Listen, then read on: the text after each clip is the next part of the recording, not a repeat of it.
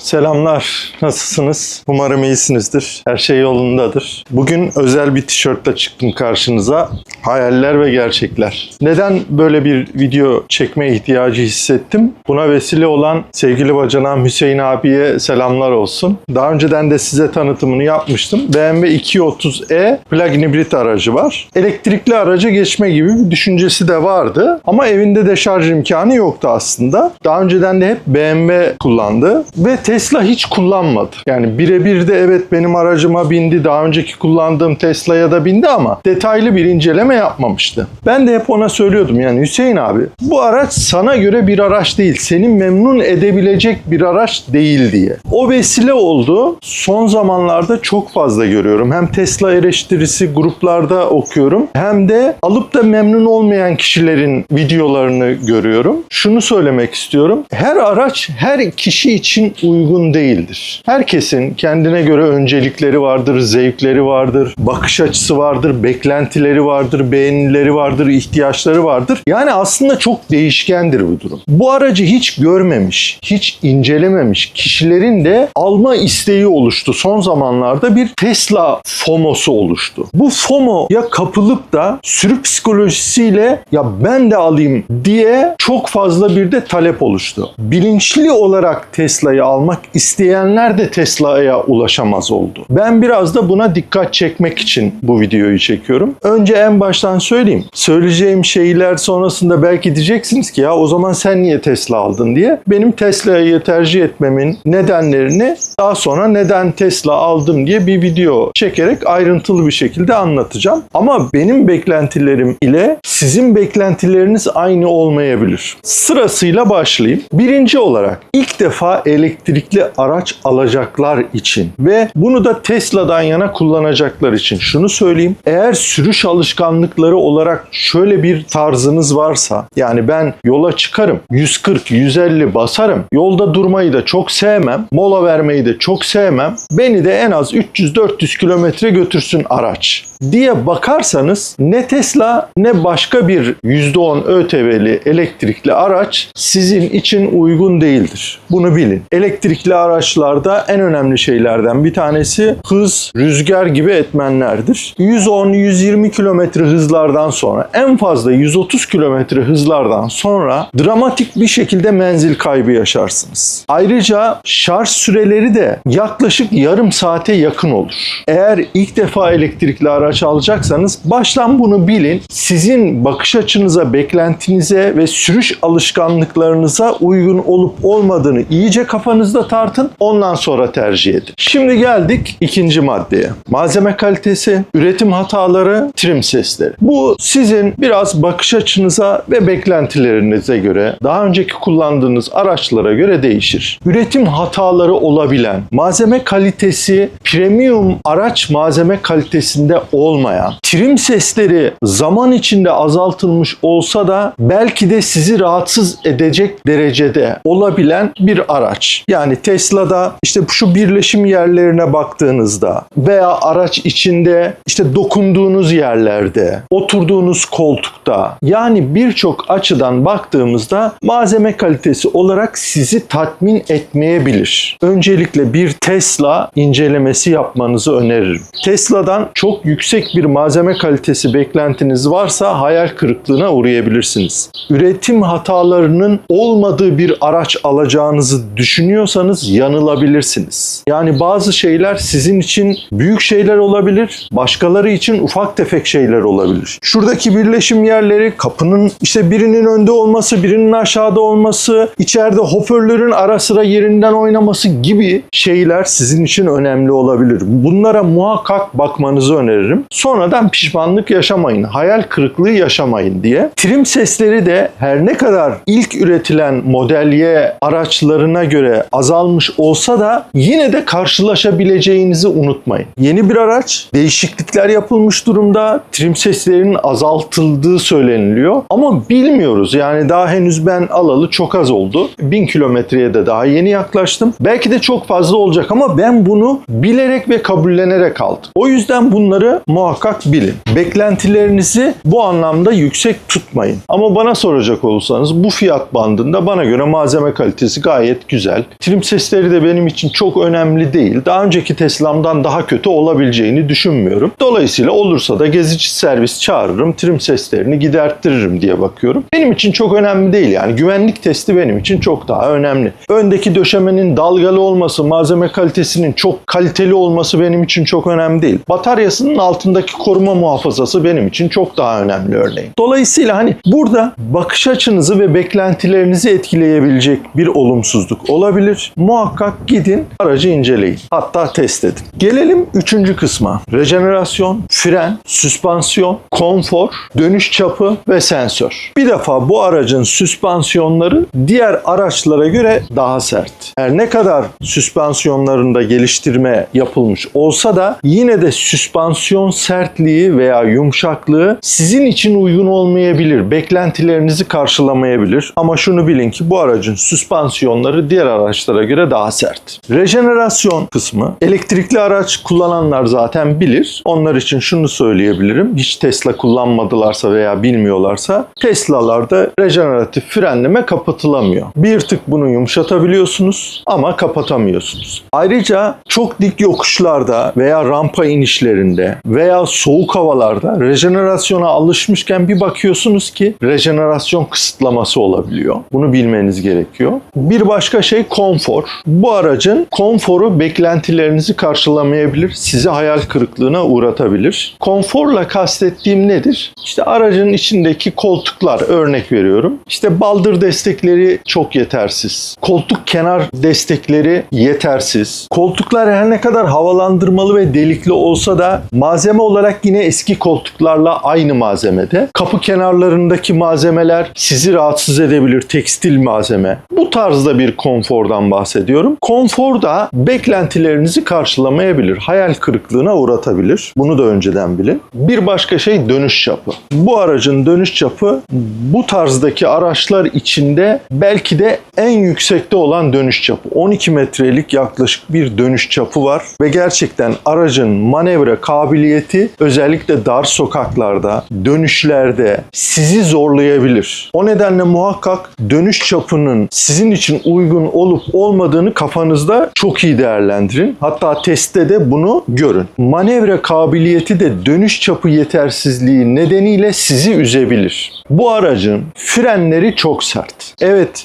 bir süre kullandıktan sonra bu frenler yumuşasa da diğer araçlara göre frenleri sert. Bir başka şey, bu araç Tesla Vision dediğimiz kamera bazlı bir çalışma sistemine sahip. Yani bu araçta sensörler yok. Dar alanlardan geçerken kameralara güvenmeniz gerekiyor. Ya kamerada ekrana bakarak kılavuzluk etmesini bekleyeceksiniz ya da daha çok şoförlüğünüze güveneceksiniz. Hatta bu araçta geliştirilmiş otopilotta otomatik park var. Fakat o geliştirilmiş otopilotla park edenlerin bir kısmının babalara sürttüğünü falan görebilirsiniz, izleyebilirsiniz yani. O yüzden bu araçta sensör olmaması bazıları için bir eksiklik olabilir. Bunu baştan bilin. Geldik diğer maddeye. Alüminyum alaşımlı kaporta ve boya kalitesi. Tesla'nın en önemsediği şeylerden bir tanesi elektrikli araçlar için çok önemli olan ağırlık. Tesla ağırlığı azaltabilmek için kaportalarını alüminyum alaşımlı olarak tasarlamış durumda ve alüminyum alaşımlı bu kaportaların boya tutma kapasitesi, boya tutma oranı maalesef zayıf.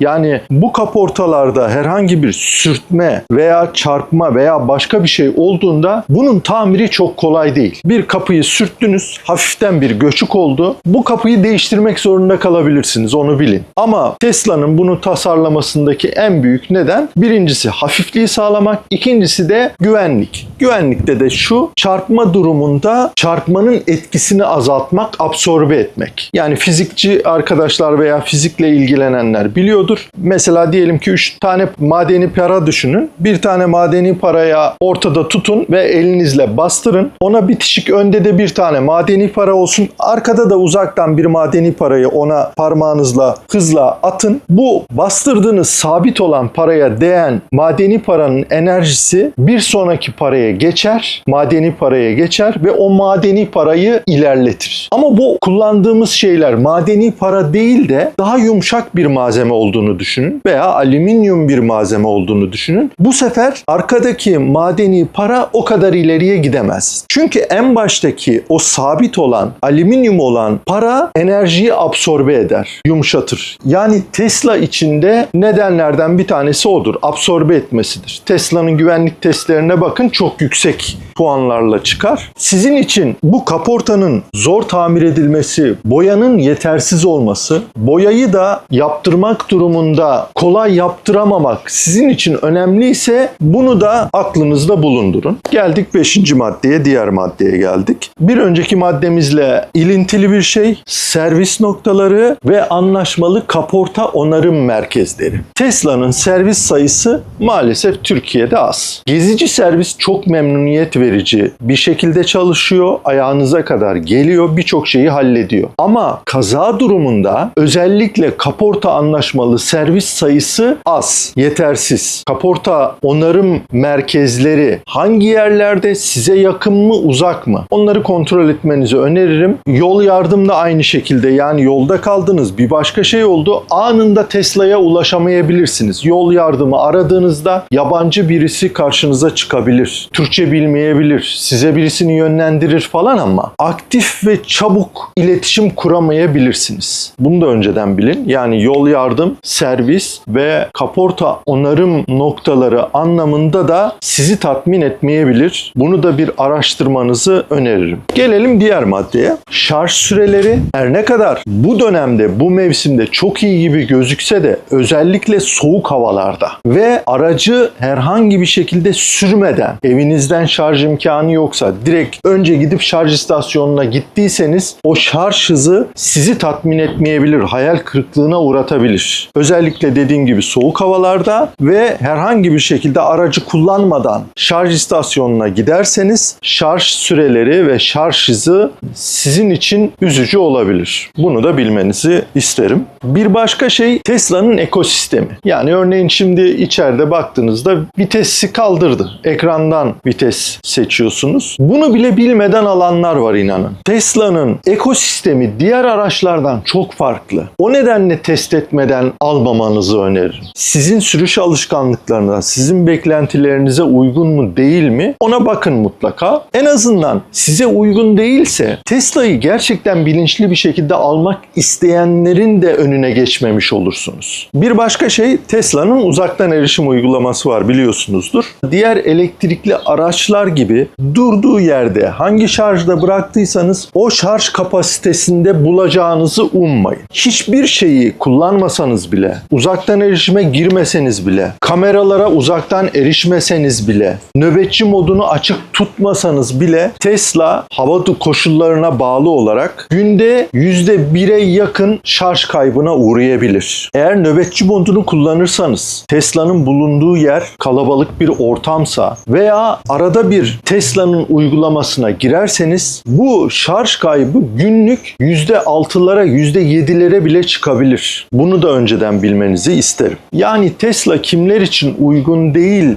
ile anlatmak istediğim şeyler bunlardı. Sonrasında hayaller ve gerçekler. Hayal kırıklığına uğramayın diye bunları söylüyorum. Bir de gerçek Tesla talep edenlerin Tesla'ya ulaşması için bunları söylüyorum. Belki diyeceksiniz ki ya bu kadar şeyler var da sen niye Tesla'yı istedin diye. Benim için bunların gerçekten çok büyük bir önemi yok çünkü. Benim esas önemsediğim şeyleri ve Tesla'yı niye tercih ettiğimi bir başka videoda ayrıntılı olarak anlatacağım. Tesla'da benim beğenmediğim şeyler yok mu? Var tabii ki. Onları da ayrıca anlatacağım. Tesla'da beğenmediğim şeyler diye onları da anlattığım bir video yapacağım. Bu arada sorulduğu için videonun sonuna ek olarak şunları söylemek istiyorum. İşte son zamanlarda bazı Tesla şikayetleri var. Onlarla ilgili ne düşünüyorsunuz diye soruldu. Birincisi ön göğüsle ilgili söyleyeyim. Ön göğüste dalgalanmayla ilgili. Yani yaklaşık 20-30 tane fotoğraf çektim ki o dalgalanmayı göreyim diye. Normalde çıplak gözle baktığımda ben o dalgalanmayı göremedim. Ama birçok fotoğrafın içinde bir açıdan çektiğim fotoğrafta o dalgalanmayı gördüm. Elimle kontrol ettiğimde, o ön göğüsü kontrol ettiğimde evet, malzemenin üzerinde hafiften böyle dalgalanma, elimle de onu hissettim.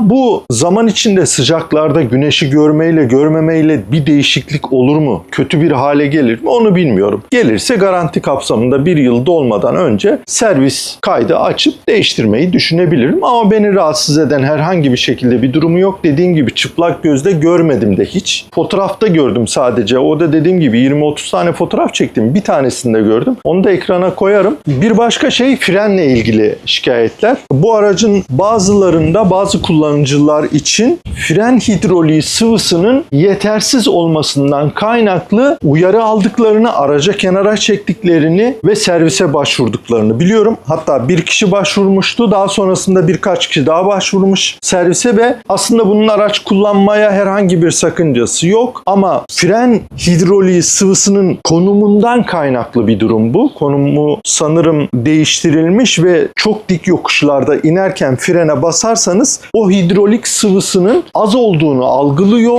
sistem ve bir uyarı veriyor. Dolayısıyla o uyarı nedeniyle bazıları arıza başvurusu yapmış durumda. Onların da fren hidroliği sıvısı tamamlanmış. Ama ben şimdiye kadar öyle bir şey yaşamadım. Çoğu kullanıcı da yaşamamış zaten. Ama bunu yaşayanlar var mı? Evet, var. Hatta onu yaşayanlar da kenara çekip 10 dakika, 5 dakika falan bekletip tekrar bindiklerinde o uyarının ekrandan kalktığını söylüyorlar. Bir başka şey, aydınlatma ile ilgili bir iki şikayet duydum. Onu da Ozan'dan duydum. İzledim de, videosunda da söylüyor. Özellikle yakın mesafede Matrix farların adaptif olarak çalışamadığını, adaptif olarak bazı nesneleri algılayıp o kısmı kapatamadığını söylüyor. Ben öyle bir şeyi deneyimlemedim ama Ozan'dan öyle bir şikayet duydum. Benim kendi kişisel görüşüm olarak benim şimdiye kadar kullanmış olduğum araçlar içinde en iyi aydınlatma sistemine sahip olan araçların başında geliyor. Bence mükemmel bir aydınlatma sistemi var. Ben çok beğeniyorum. Bir başka şey, işte bu lastiklerle ilgili bazı şikayetler var. İşte bana Hong Kong lastik düştü. Bazılarına Continental düşüyor. Bu renkle falan alakalı değil. Tamamen tesadüf. İkisinin birbirine göre avantajları ve dezavantajları var. Epey bir araştırdım. Hong Kong'da kötü bir lastik değil. Onu söylemek gerekir. Hong Kong'un Continental'e göre bir tık daha avantajlı olduğu nokta da var hatta. 69 desibel yol yuvarlanma gürültüsünü içeri alabiliyor. Continental lastikleri ise 73 desibel yol yuvarlanma sesini içeriye alıyor. Yani yol gürültüsü anlamında Hong Kong Continental'e göre daha iyi. Ama kayganlık açısından ben daha önceden long range 4 çeker kullanmıştım. Onda da Hong Kong vardı ve ben çok memnun değildim. Evet, kayganlık yapıyordu ama o tek başına lastikle alakalı değil. Elektrikli araçların ağır olmasından ve rejenerasyonla birlikte freni de birlikte kullanınca bir savrulma olabiliyor. Ona dikkat etmek gerekiyor. Ben sadece Hong Kong'a has bir şey olduğunu düşünmüyorum. Diğer elektrikli araçlarımda da farklı markalarda da bunu yaşadım çünkü. Başka da bana iletilmiş olan bir arıza ya da şikayet olmadı. İşte zaman zaman hatalar alınabiliyor ekranda. Bütün elektrikli araçlarda olabilen şeyler. Direksiyondaki iki tekerleğe basılı tutarak bir reset atarak onu giderebilirsiniz. Ama eğer bu hatalar devam ederse servise bildirirsiniz. Servis gelir mutlaka çözer. Yani ben Tesla'yı çok seviyorum, beğeniyorum ve bilinçli olarak tercih ettim. Ama bu şu demek değildir. Yani Tesla'nın ya her şeyi çok çok güzeldir, ben bunu hiç eleştirmeyeceğim, öyle bir şey yok yani. Bu açıdan size iki tane YouTuber arkadaşın da videolarını izlemenizi öneririm. Bir tanesi Ozan Çağrı Seyhan. Son videosunda o da hem eleştirilerini hem övgülerini yapmıştı. Hem beğendiği hem de beğenmediği yanlarını açıklamıştı. Ozan Çağrı Seyhan'ın o videosunu izlemenizi öneririm. Bir başkası da Gökhan Bey. Gökhan Vatansever. O da Tesla'nın geliştirilmesi gereken yanlarını, eleştirilmesi gereken yanlarını güzel bir şekilde videolarında anlatıyor zaten. Şimdilik söyleyeceklerim bu kadardı. Beni izlediğiniz için teşekkür ederim. Her şey gönlünüzce olsun. Tekrar görüşmek üzere. Sevgiler, selamlar.